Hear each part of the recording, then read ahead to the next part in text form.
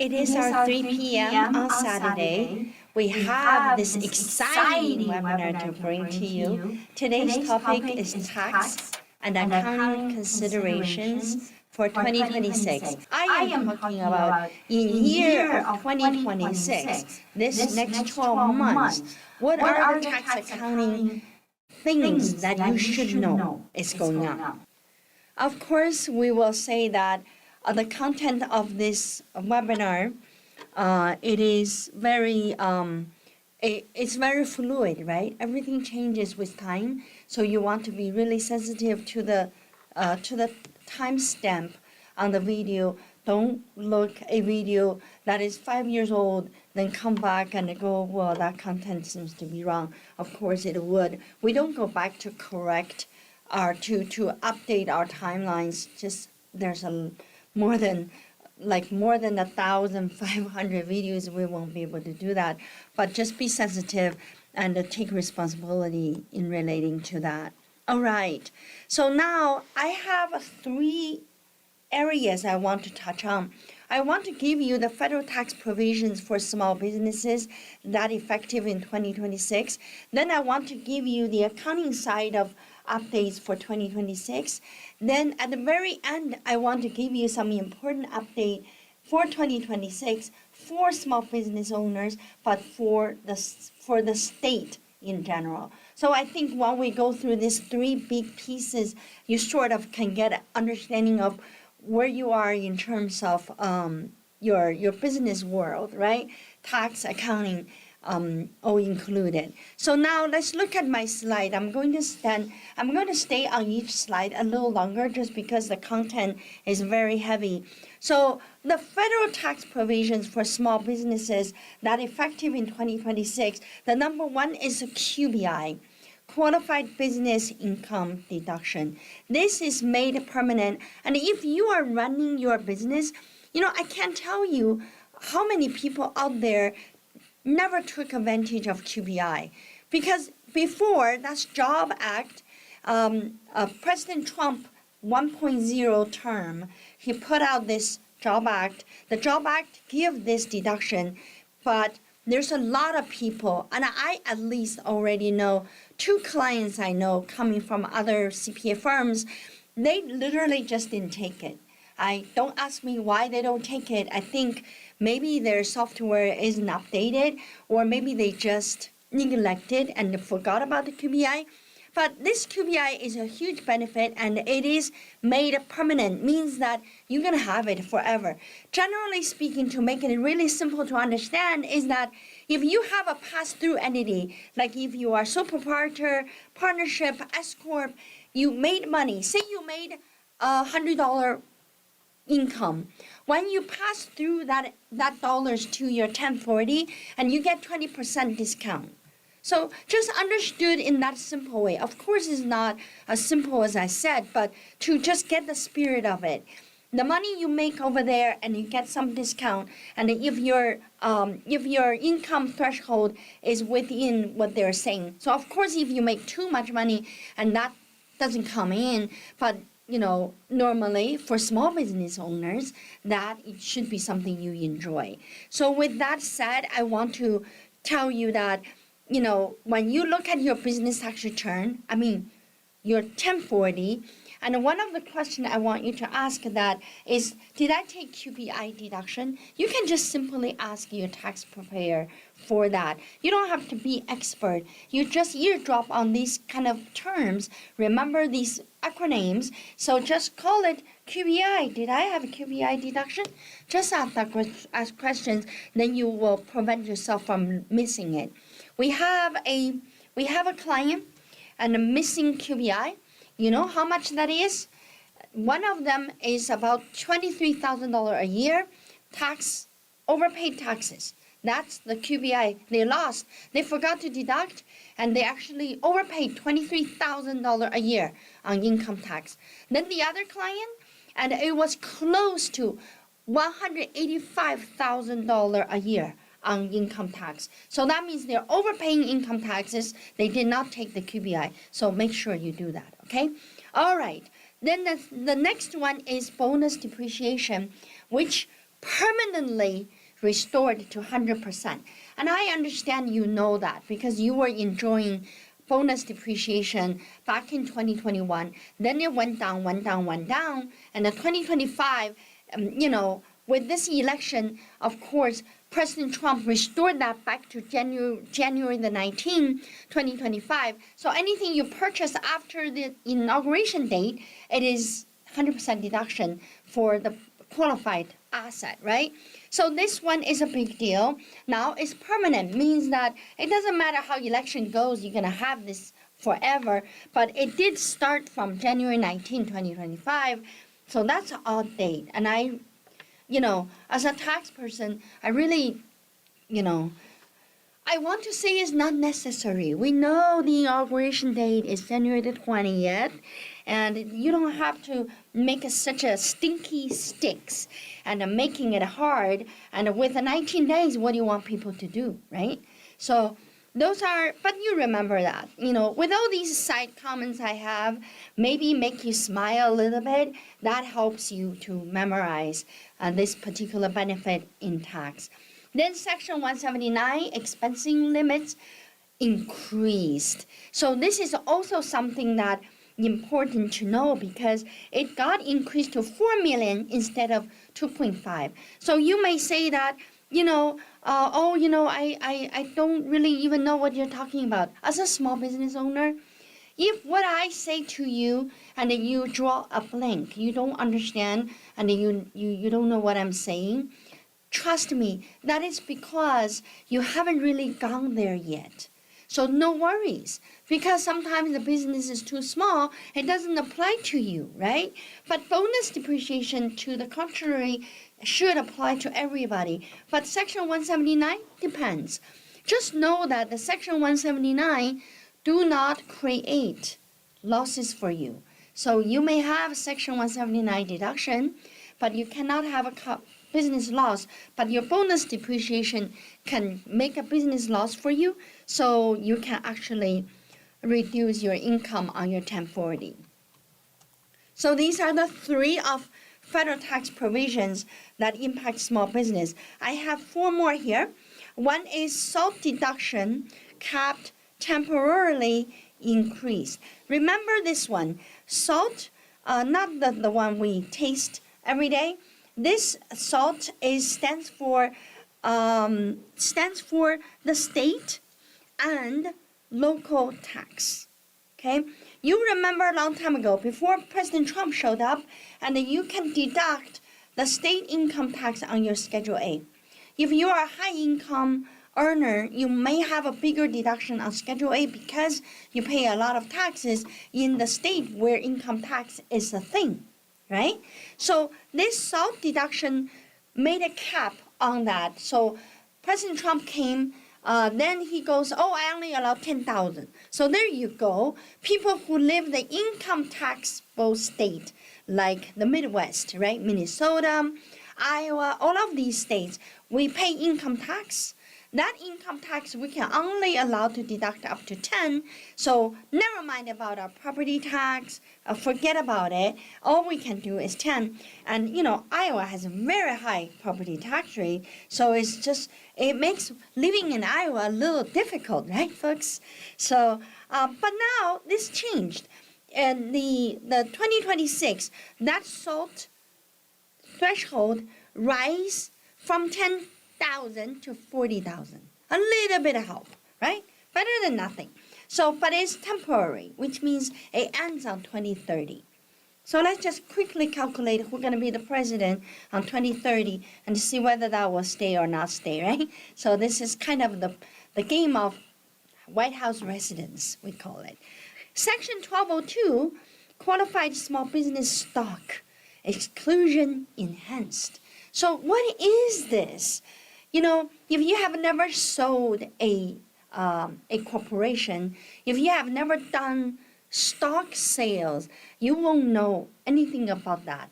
This is a big deal. Section 1202 basically says that if you sell your stock, you could walk away with $10 million capital gain for free. Okay? In a nutshell, that's what that is. So what happened here is that it says that it got it got loosened up. It has some enhancement because for this qualified small business stocks issued after July 4th, 2025, the exclusion is 50% for the stock held at least 3 years, 75% 4 years, 100% for 5 years. And in the past, it has to be longer than 5 years before you have this section applied to you. But now they sort of chopped it up into different period, which is fine. And then, they also say that if you're too big of a company, your asset over 50 million, you don't qualify. Now they say, oh yeah, we increased that to 75 million. Then they also say that the cap increased from 10 to 15 million. So amazing, right? So we just want you to know at what moment of time you are going to say that this is related to me in 2026. Folks who sell businesses in 2026 is related to you. You need to look at your business, whether you qualify for this, and how do you take advantage of that. I literally have a person came to me a year and a half ago. She sold her business and paid a lot of taxes because she sold for $15 million. And guess what? The $10 million could be applied for Section 1202, but she doesn't know it. So she paid a lot of taxes for the $10 million she otherwise can walk away from. All right, so if business interest deduction limitation is also a thing. So in 2026, if you know how when you have a large amount of business interest expense, you accidentally discover that you cannot deduct it all because you have a limitation. So what 2026 did is to loosen up that limitation, give you a new way to calculate the limitation so you can get more interest expense to go in to deduct. You may say that, our immigrant-owned business, we are so notoriously not like to borrow money. We don't have interest expense. This would never benefit me. Of course, maybe never benefit you, but some business are funding heavy and asset heavy. They borrow money to buy equipment to get the business going. That money creates business expense, right? Interest expense. That interest expense is limited. It's going to be limited for how much you can deduct based on the calculation of your income. So there is a rule that got loosened up so they can calculate a little bigger taxable income. Therefore, percentage of that deduction is bigger.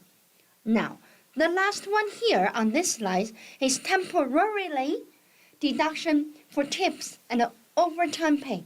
This one a lot of people know, right?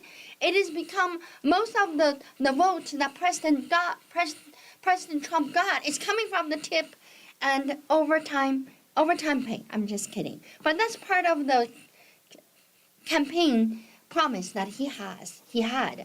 So, but it's temporary. It is going to expire after 2028. All right? So this one says that the employee, not the business owner, your employee, they don't have to pay income tax on tips and overtime pay if certain condition follows, right? So that is a big relief for low-income folks who make tips income and who do overtime at your place and you pay them hourly. So that encourages the employee, more willing to report the tips they got from their customer. They put in their ticket, they put in their pocket, they don't tell you and you don't know as an employer, right?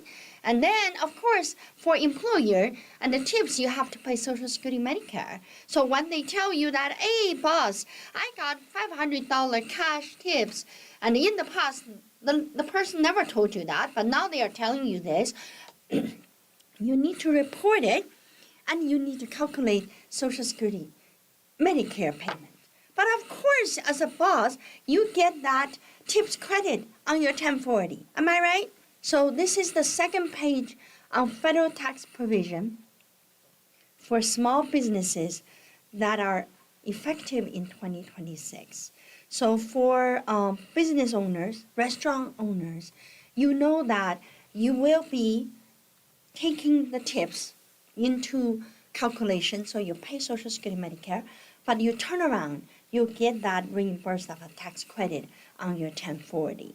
So making sure you go through the process and utilize the tax benefit for yourself and for your employee. All right.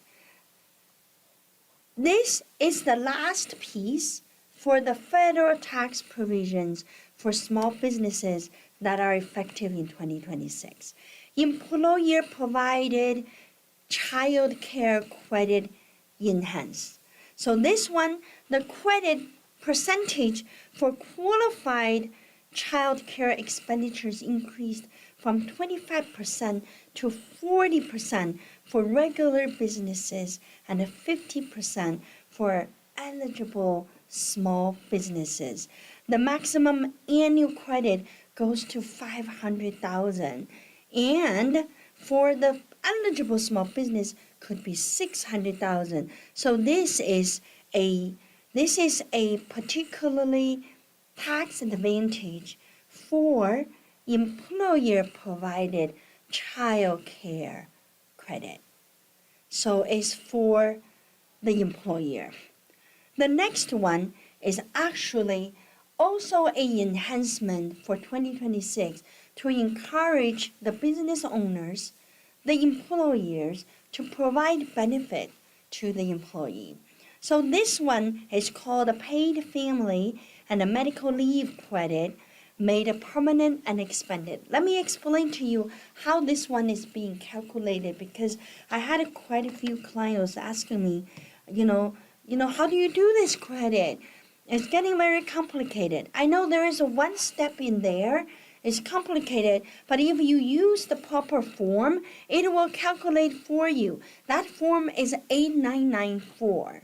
So it will calculate for you. So I don't try to invent the calculation manually. Just go use the form, follow the step. The credit is permanent, so the employer can choose to calculate this credit based on the wages that they paid to the employee while they were taking family and medical leave, or based on the premium paid for the insurance policy that provides the paid family medical leave. You see? So there's two ways to calculate, right? So basically, you calculate the amount. For example, if you have an employee who earns $60,000 a year, but take 8 weeks of leave in 2026. This is the effective in 2026, right? So then this employee's weekly wages is $1,154, right? It's 60,000 divided by 52 weeks. So the wages paid during the leave, 8 weeks, this employee was gone. It was 80% of that weekly wages, so it's a $924. Okay, that's $920, let's say, per week. Then the total paid for the leave, isn't that the 8 weeks times the 920? So it becomes $7,300.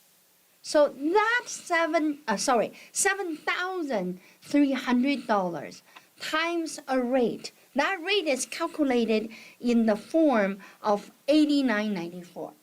So that rate calculation has a lot of conditions, and I will just tell you that most of the cases is around 20%, 15%. So if we use 20%, then you take 20% times the $7,300. So the tax credit is $1,470.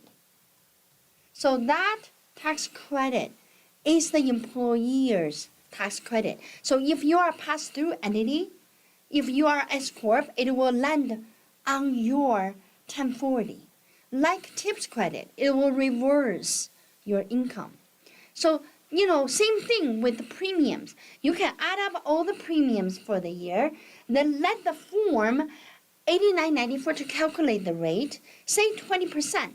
Then you will get that credit. Then it will pass on to your 1040. So I just want you to know that this is very real, because a lot of times I knew my client They don't have any policy, but this one employee was so valuable. So the boss says that, I really want to pay for, 100% of the salary I just paid her. So that she can stay at home for 2 weeks and not to come to work, but I don't mind to pay her. But don't just say that. And make sure the IRS rewards you for that, right? So you need to calculate the credit and give yourself a refund. And in this particular case, with the $60,000 8-week, rest of 80% of pay, and you get nearly $1,500 tax back. So you get that refund back from your 1040. So just don't ignore that. Dependent care assistance program, that limit also increased. Used to be $3,750 for married file jointly. Now it's it used to be $3,400. Now it's $7,500. So it got increased on that one. Okay, so when you run your tax return, you will see that coming in to be effective. Basically, you'll feel that you got more money for the child care expenses that you incurred. Of course, the last one related to federal tax provisions for small businesses. Here we want to mention is the information reporting threshold increase. The reporting threshold for forms 1099 NEC and 1099 miscellaneous increase from what? $600 to $2,000. All right? So this is coming in for 2026. So make sure that 2025, now your issue 1099 for 2025, that is still $600, okay? This one is for 2026. Now, so we covered a lot of federally related effective events for 2026 that more relevant to our small business owners. So now I want to just mention about the updates on accounting standards. I know a lot of small business owners really don't care about accounting standards because they give their accounting work to the CPA firms and they give all this stuff away and they don't do accounting. They only take their refund checks, right? That would be heavenly. But as a small business owners, we want you to know that. And I know a lot of small CPA firms are also on our webinars and they're listening to what we're talking about so can guide their practice. So you want to know that most importantly, there is an international accounting standards update. That is, if you're not dealing with issuing financial statement to an international company, then you probably can just close your eyes and it's not important to you, right? But I at least want you to know that there is a update on the international financial statement, financial reporting standards for small and medium-sized entities. So that's just not for the big, large companies. And medium, small entities, you also have a need to issue your financials based on International Accounting Standards Board, which is IASB, for that reporting standards. In my practice, we probably encountered 2-3 times where the board of the company required the financials to be issued based on International Accounting Standards. So that is something that you need to know. They got their third update on February 2025, effective early adoption, I believe, in 2026. So you will need to go through that. Then the other update is more related to U.S. companies, which is related to preparation of financial statement for small business using AICPA statements, on standards for accounting review services. We call them SARS, right, in general. So standards for accounting review services are not the audit standards. It is the standards that preparing your financial. If you ever get involved with the loan application and you came to for example, you come to community CPA and ask us to help you with the loan application. Then the bank comes around and goes, give me your financial statement and all of that. So those are the financial statements need to be prepared based on the standards for accounting and review services. Okay, so that is a standard. It's effective for preparation of financial statement for period ending on or after December 15, 2026. So let's say if you need to prepare financial statement in December of 2026, period ending. So that means the whole year of 2026 need to follow these new standards. Most of the standards is more disclosures, trying to make sure that the claim, the statement you made in the disclosure is backed up properly. So those are the things your accounting firms who does your financial statement really should follow these kind of changes that in our industry. So that is how much I want to go with our small business owners on related to accounting standard side of things. But I also want, this is my last big piece, which is I want to mention to you some notable state tax changes for small businesses in 2026. So there is one is Texas. The bonus depreciation conformity updates. Okay, this is amazing. Texas, okay, beginning with 2026, franchise tax report and for qualifying asset acquired after January the 19th, 2025, that weird date, right? Texas now conforms to the IRC as currently in effect, including federal bonus depreciation under IRC 168K. So what that means, this means that you can now take bonus depreciation for qualifying asset on your Texas franchise tax report, okay? Just as you do for the federal tax purposes, like, if you use software, you would prepare the bonus depreciation on the federal tax return. Then when you go to move on to the state tax return, and you let that carry your federal depreciation, because the bonus depreciation is a yes to the taxes. This change allows you to deduct the full cost of eligible new equipment and other qualifying asset in the year they are placed in service. Bravo, it's really good, okay, Texas.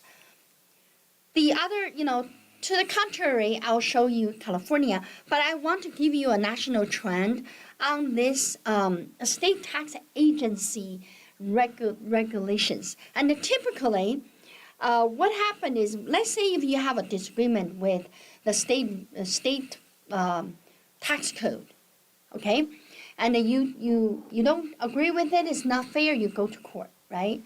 Typically, the court, the judicial court, will actually follow whatever the state interpreting that particular law. But now what they're saying is there's a national trend. So these can be debated in court. So the court can trump what IRS says, what the state government says. So that is the trend. So that's in the nutshell, that's what that is. So I just want you to know that now, okay, taxpayers, if you are so upset with something was done not fair and you want to fight, your lawyer who represent you should know that. They should know that they got a little better chance now than before to win, because the court do not interpret the law based on the agency's opinion. They will interpret that independently, make decision that can trump your state charges on you. That's what that is. All right. My next slide related to this is where I come to California. So California is a little oddball. They like to have difference between the federal government and the state. So their state franchise tax board is very independent and opinionated, and they really do their own things. So if you do business in California, I want to say that to put a couple more ounces of respect to the franchise tax board because they have so much authority. So in contrast to the national trends, right, we just talked about, California enacted a law in 2024 requiring courts to defer broadly to the franchise tax board guidance. So it says that, okay, I know the national trend is to trump the state level of interpretations, but we also passed at 2024, we passed a law in 2024 to require court to defer generally, broadly to our rules, right? Small business operating in California should be aware of that. For now, the franchise tax board guidance may carry more weight in dispute. Hear that? Hear that? But this could be subject to future litigation. So we'll see how that pans out. But we do know that like the bonus depreciation stuff don't carry to California. But in states like Iowa, Iowa in general, of course I live in Iowa. I am Iowa resident. So, the Iowa state law tend to follow what the federal government is doing. So it's not a lot of adjustment we need to make when it comes to deductible, not deductible, special rules and like that. So it's a lot more straightforward than California. So with that said, California is one of the biggest economy in the country. So for them to have something special, I don't blame them. I think that's maybe the reason why they are doing what they are doing, right? So with that said, let's look at my last one. It's also very important one. This is notable state tax changes for small businesses in 2026. The last point is actually more for the internet operators, like the remote sellers, Amazon type of small businesses. The state continues to update the rules regarding economic nexus, especially as they related to internet-based activities. So every state look at their residents who operate on the cloud, selling everything to the world.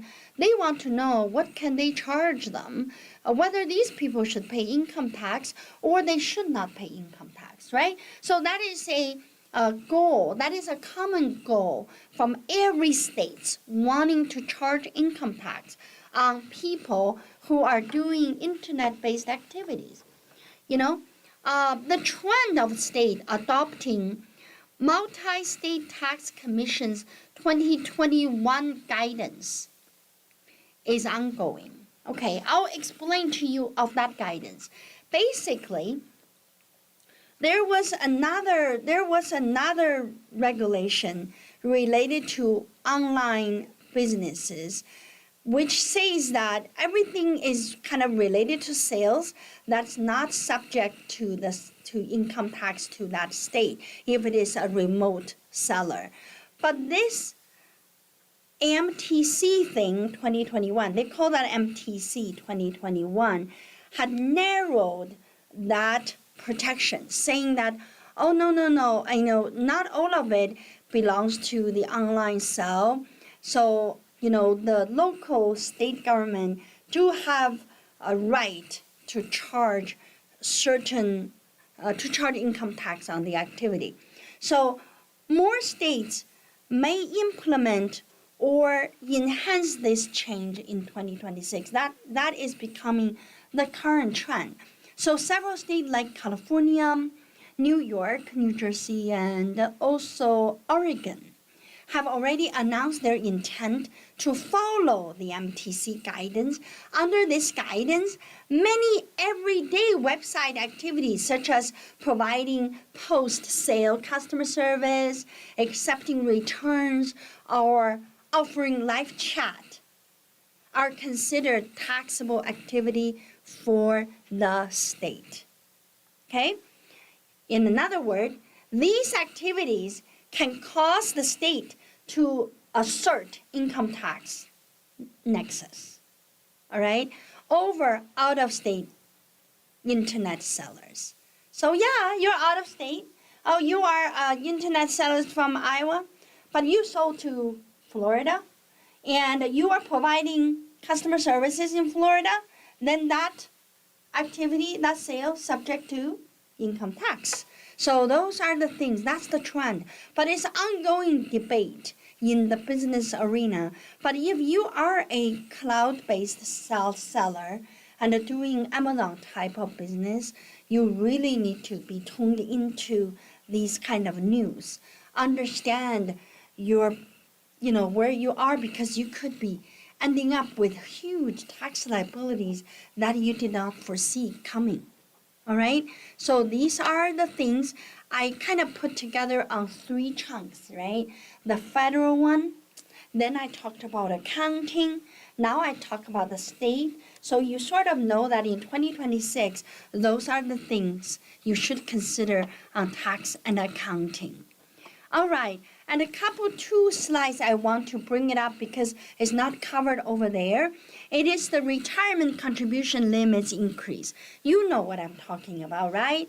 Now, if you do 401k, your deferrals, you're under 50 years old, you are 24,500. So now it's January, folks. If you get a W-2 and you want to maximize your limit, your contribution, you need to take, if you are less than 50 years old, you take this 24,500 divided by 12. That's each year, each month, you should put in that much from your paycheck. Make sure you go back to your employer, tell them that you want to do that, okay? Don't forget that.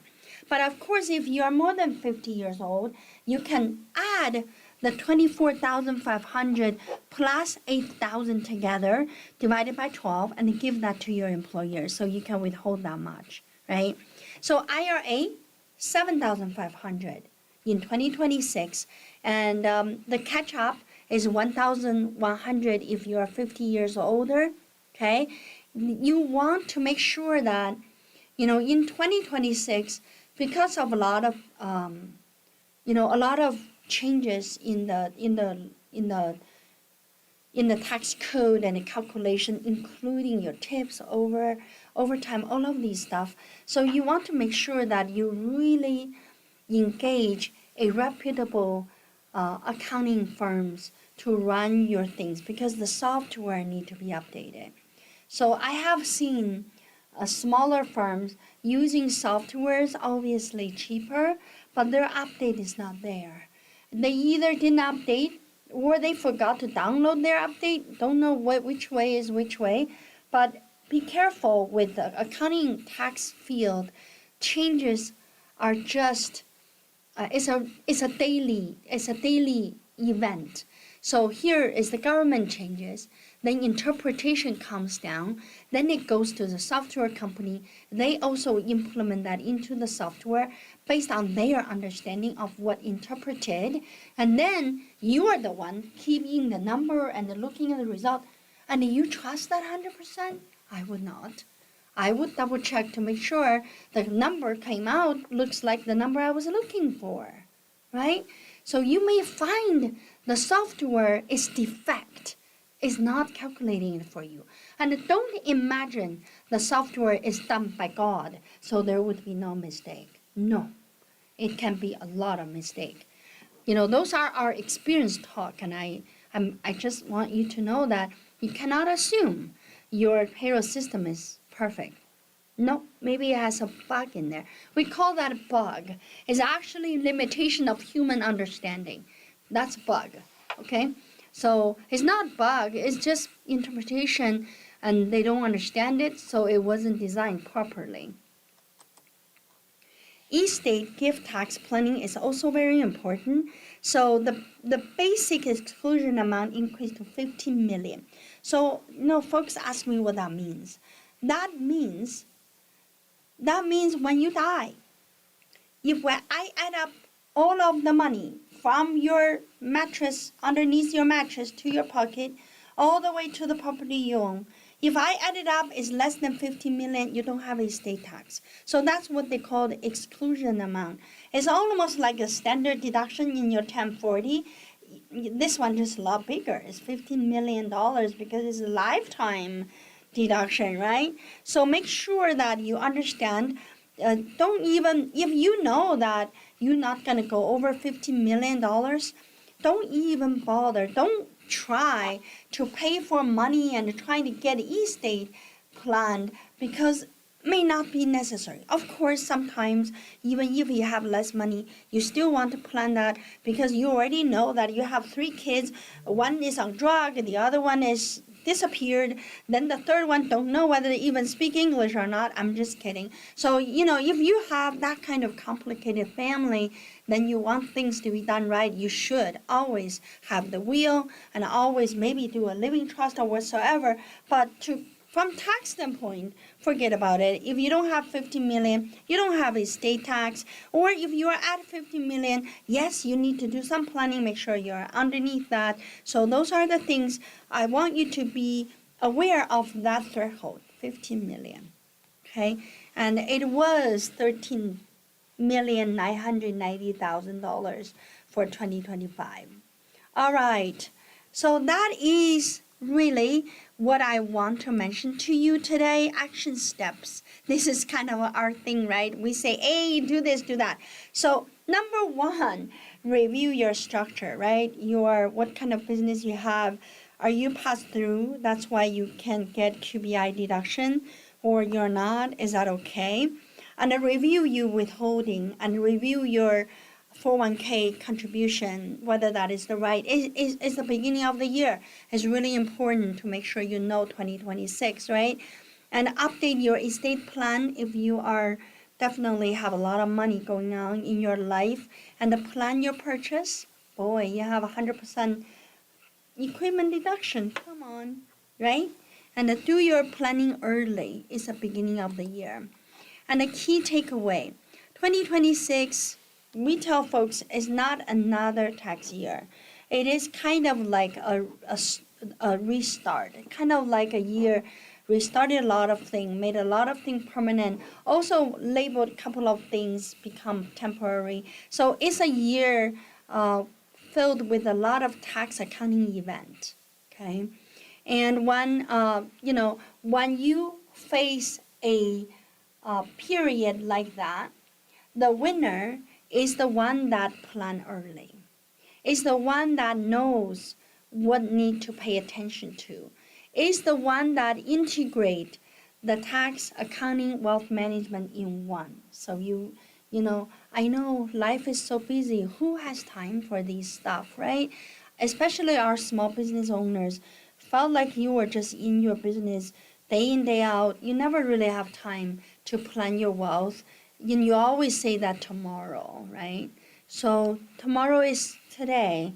So there shouldn't be a term about tomorrow because it's really our good excuse hub for a lot of people to not do something because they have tomorrow. If we cut off the concept of tomorrow, everything become today, we will all be so effective, right? All right. So we, Community CPA, we are your strategic advisors, and we know what you need to do, and we're pretty good at what we're doing, so we can bring you up when you rely on us. So, desire to know more? These are partners, and you can go onto our website, click appointment button, you will see us. You can book our time, talk to us, and I want to see you at some point of time. And when you see our videos, make sure you click a like or leave a comment for us. We do monitor those. We know what you did, so let us see you're doing well. Let us see what we did helped you, and that way it's encouragement for us, right? All right. I want to say Happy New Year's to you because we are still at the New Year time. I hope you have a great weekend. Iowa weather is so good today. There's no need to go to Houston if it is always this good, but I'm still going to run. I'm going to Houston in a couple of days so I can have my winter be like the spring, right? Life is too short. We want to be active all the time. I will see you again on webinar. And never mind where I am. Even if I'm in Canada, I'm still on webinar. So I will see you again. Bye-bye.